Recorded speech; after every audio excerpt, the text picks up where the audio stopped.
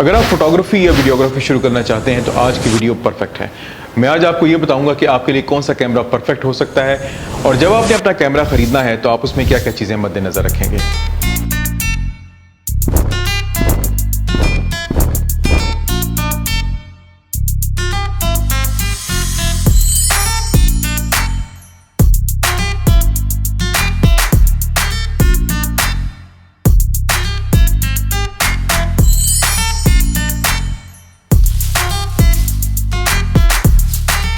पहली चीज़ जो आप मद्देनजर रखेंगे वो ये होगा कि you get best bang for your buck. आपको कम से कम पैसों में ज़्यादा से ज़्यादा चीज़ें फराहम हो।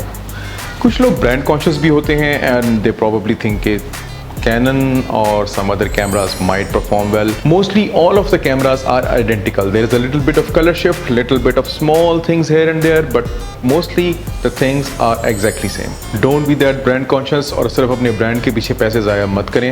इस चीज़ को मत सोचें कि आपको इस ब्रांड का कैमरा अच्छा रिजल्ट देगा। अच्छा रिजल्ट आपको तभी मिलेगा जब आप उस कैमरे से अच्छी फोटोज़ खींचेंगे। तो तलाश करें, ढूंढें और मालूम करें कि कौन सा कैमरा आपको कम पैसों में ज़्यादा से ज़्यादा चीज़ें फराहम करता है।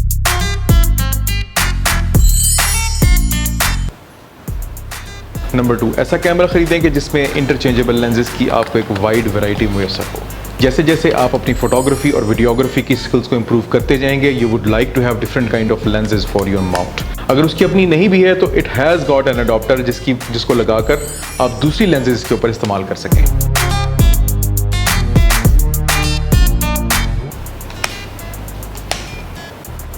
कैमरे की फ्लैश के ऊपर ज़्यादा ध्यान मत दें। शुरू में आप इसको इस्तेमाल करेंगे नहीं और जब आपकी फोटोग्राफी और वीडियोग्राफी की स्किल्स इंप्रूव हो जाएंगी तो आपको पता चल जाएगा कि ये फ्लैश आपके किसी काम का है नहीं। So this flash is not so important.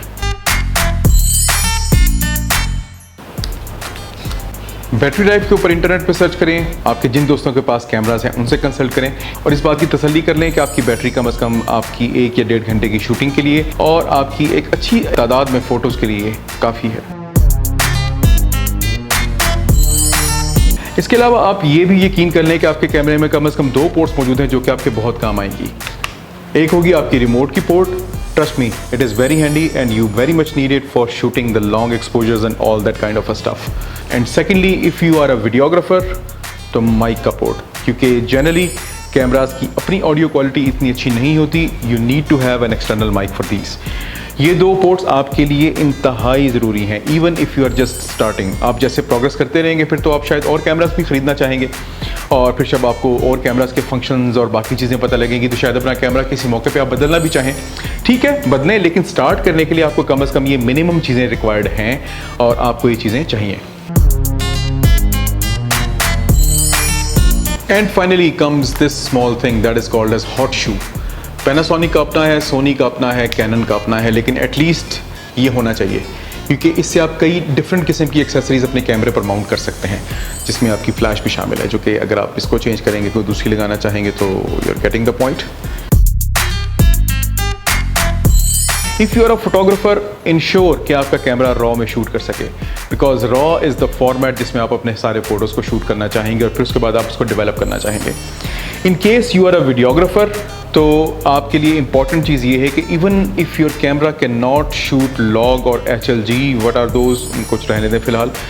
अगर आपका कैमरा लॉग या HLG शूट नहीं भी कर सकता तो at least it should be capable of shooting in a flat colour profile, जिसको बाद में आप अपनी मर्जी से कलर ग्रेड कर सकें।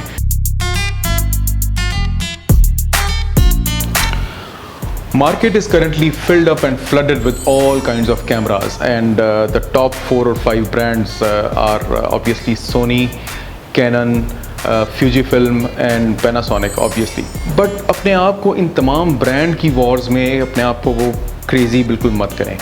आप सिर्फ ये 5-6 प्रेफरेंसेस अपने जहन में रखेंगे तो you will be able to start with a good camera. I mean there is typically nothing good और nothing bad about all these brands. Only thing you have to see is कि आपको कम पैसों में जो कैमरा ज़्यादा offer करता है, go for that camera.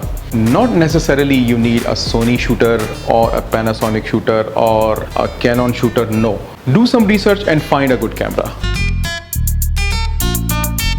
अगर आप मुझसे पूछें कि which camera should I choose, so any day in the present market, आज के दिन और आज के रेट के हिसाब से there are 2 cameras that I would really recommend. One is Canon M50, कम पैसों में आपको ज़्यादा से ज़्यादा चीज़ें वो मुहैया करता है, and second is Panasonic G7। लेकिन ये जो 2 कैमराज हैं they can really provide you a good balance. Right now I have a Panasonic G7 in my hand. It has got a fully articulating screen. किसी भी तरफ rotate कर लें, किसी भी तरफ turn कर लें. It has got an interchangeable lens. It has got a nice battery जो कि आपको तकरीबन ज़्यादा नहीं तो 1.5 से 2 घंटे की तो वीडियो शूटिंग फ्राहम कर ही देती है. Then it has got a U3 memory card slot. U3 memory card slot को मैंने जो पहले प्रेफरेंसेस बताई उनमें जिक्र नहीं किया क्योंकि मेरे ख्याल में बहुत इंपॉर्टेंट नहीं है. But if you want your work to be fast and if you want your photos to load fast, आप चाहते हैं कि आपकी रॉ फाइल्स इसके ऊपर जल्दी से जल्दी राइट अप हो जाएं, आपकी चाहते हैं कि 4K की शूटिंग अनइंटरप्टेड हो, तो आपके कैमरे में U3 स्लॉट हो तो वो ज़्यादा बेहतर है. Of course there are faster slots also, but as a beginner you don't need them, so don't worry about it. उसके बाद इसके साइड के ऊपर आपको HDMI आउट दी हुई है. अगर आप एक्सटर्नल मॉनिटर लगाना चाहें और उसको देख के शूट करना चाहें, आपको रिमोट कंट्रोल की पोर्ट दी हुई है, आपको माइक दिया हुआ है. उसके बाद एक बड़ा यूजफुल किस्म का टॉप डायल दिया हुआ है जो कि तकरीबन हर कैमरे में ही होता है, जिसमें आपके सारे के सारे शूटिंग मोड्स बड़े नाइसली लेड आउट हैं. आपको एक आपके थंब के पास डायल दिया हुआ है जिसको आप प्रोग्राम कर सकते हैं, शटर स्पीड, ISO या अपर्चर, आप जो भी इस पर प्रोग्राम करना चाहें आप वो कर सकते हैं. फॉरवर्ड का एक डायल दिया हुआ है. What I use it for is I use it for ISO and shutter speed. Then it has got customisable button FN1, FN2, FN3, FN4, 5th की एंड 6th की. प्लस आपके जो और बटन्स भी हैं they all are almost customisable. आपको एक कैमरे में कस्टमाइजेबल बटन्स जितने ज़्यादा मिलेंगे आप उतना ज़्यादा उसका फ़ायदा उठा सकेंगे.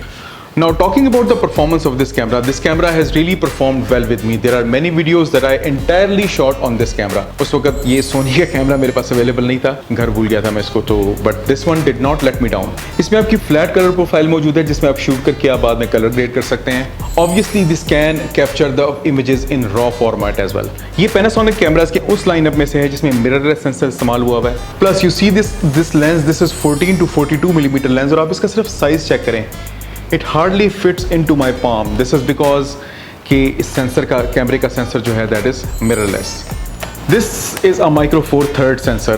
Don't go into all those details के micro four thirds or full frame and all that stuff. I mean, one day you will get into that stuff, but don't just get to that stuff right now. And it will suffice most of your needs. Canon M50 जो है उसकी कीमत तकरीबन 80-84 के आसपास है. ये camera अगर आप नया खरीदेंगे तो तकरीबन 77-76 के आसपास आपको मिलेगा along with this kit lens and the lens hood obviously. This camera lies down in the sweet spot. And plus one thing I forgot to mention, this camera has got a good autofocus also. It's not exactly very stable but it is quite good. I wouldn't rate it as excellent but I wouldn't rate it as bad as well. अगर ये बहुत अच्छा नहीं है ना तो बहुत बुरा भी नहीं है. And for beginners it is excellent camera. I mean आप M50 ले लें Canon का या आप Panasonic का G7 ले लें, they both will perform very good and they will suffice all your needs. So this is my recommendation for you as a beginner and as a starter. I'm sure this camera will more than suffice you. और आहिस्ता आहिस्ता जब अपने cameras को use करना शुरू करेंगे और अपने cameras को आप इस्तेमाल करेंगे तो you will also realize that the most important thing in a camera is not its body, it's here. और उसके बाद obviously the lenses. This thing and this thing makes good photo. Cameras तकरीबन सारे एक ही जैसे होते हैं. एक मिनट, एक चीज़ मैं आपको बताना भूल गया. Unlike mobile phones और unlike many other electronic equipments, cameras are one of those things which are built very rugged और ये जल्दी ख़राब नहीं होते. 4-5 साल भी एक कैमरे के लिए कुछ भी नहीं है.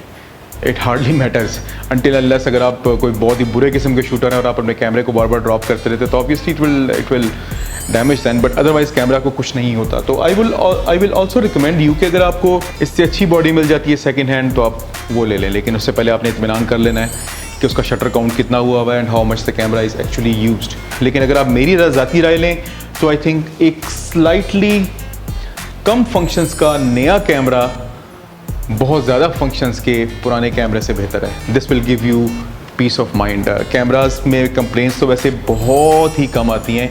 इवन बहुत पुराना कैमरा भी हो तो उसमें भी कंप्लेंट हार्डली कुछ होती है, लेकिन फिर भी it is better to have a peace of mind. So take some awesome photos. अगर आप वीडियोग्राफी करना चाह रहे हैं तो make some awesome videos and enjoy with your camera.